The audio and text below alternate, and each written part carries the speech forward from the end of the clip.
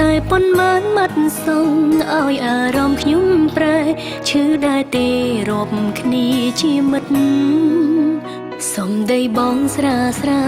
តែសង្កត់ធ្ងន់លើចិត្តទូពីពិតតែចាំងបេងដូងខំចិញ្ចឹមចិត្តស្រឡាញ់ក្នុងមួយជីវិតអូនដើម្បីបងលះបងគ្រប់យ៉ាងតែទង្វើល្អល្អបងបាយរុញទៅខាងបងអះអាងមិនអាចលីឡំនឹងអារម្មណ៍ស្នេ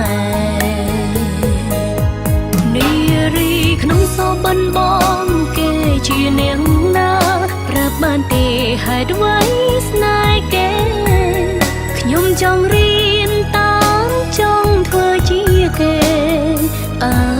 ជំនួសគេបានអត់ពេលខ្លាំងក៏ដឹងខ្លួនថាមិនអាចទៅរួចតែមិនព្រមឈប់ប្រឹងតតែហត់ពេលនេះឈឺចាប់បានសម្រេចហើយ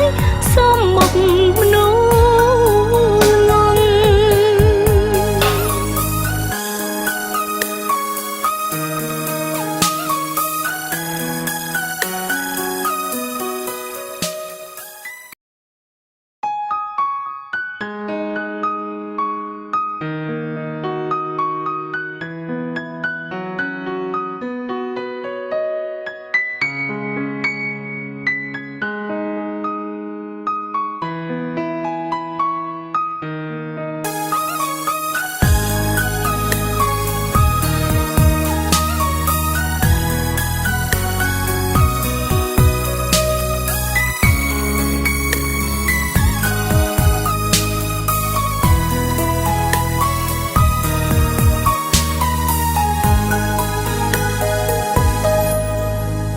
តែប៉ុន្មានមាត់សងឲ្យអារម្មណ៍ខ្ញុំប្រែ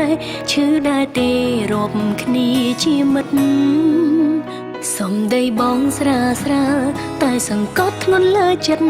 ទូពីពិតតែចាំងបេងដូងខំចិញ្ចឹមចិត្តស្រឡាញ់ក្នុងមួយជីវិតអូនដើម្បីបងលះបងគ្រប់យ៉ាងតែទង្វើល្អល្អបងបាយរុញទៅខាងបងអះអាងមិនអាចលីឡំនឹងអារម្មណ៍ស្នេហ៍នារីក្នុងសបិនបងគេជានាងណាប្រាប់បានទេហេតុអ្វីស្នេហ៍គេខ្ញុំចង់រៀនតាមចង់ធ្វើជាគេជំនួសគេបានអត់ពេលខ្លាំងក៏ដឹងខ្លួនថាមិនអាចទៅ